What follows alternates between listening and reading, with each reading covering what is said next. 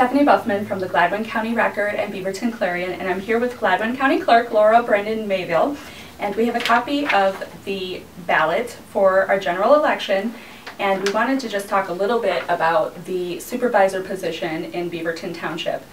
Now, Jeff Roars, who has been Beaverton Township supervisor for 28 years, is going to be moving, and he's on the ballot unopposed, correct? Correct. Okay, so if he's elected, he will then have to resign, and then what happens? In the event that there is a resignation and he actually gets the vote and is elected, he would have to make his resignation.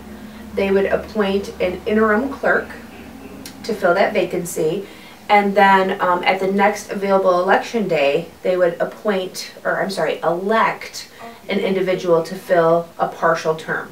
So if that was the only issue on that ballot for the special election, what kind of cost are we talking about for Beaverton Township? For a precinct, it could be $5,000 to $6,000 would be their cost. Okay, so there is a write-in candidate. I talked to Madeline Hubble, who's the township clerk, yesterday, and she gave me the name Byron Dell. This person is running as a write-in. If people write in this person's name and Jeff Roars is not elected supervisor, the write-in wins the seat, there's going to be no special election. Correct. Okay. To write in a candidate's name, it's not as easy as just writing it down on the ballot. That's right. Okay. Laura Brandon Mabel is going to show us how to do it correctly so as not to spoil the ballot. Okay. Yes, and I should note that the deadline for write-ins is this Friday. So somebody else could technically. At 4 p.m. Okay. to the township office. So we're talking about Mr. Dell right now because he is a qualified write-in as of right now. Very good. But noting that there's still a couple days left that somebody could do that. So on the township section, which is clearly labeled here, you're going to see the supervisor's name. And you're going to see it say Jeff Roars. He's the only one on the ballot. To make a write-in, it's more than just actually writing in. So we can put Mr. Dell's name here. There's more to that. Just like voting for Mr. Roars, you actually have to connect the arrow.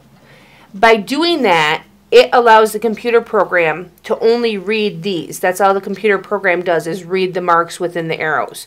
So to simply write a name in, the computer is not going to see that. The computer won't recognize it unless the arrow is connected.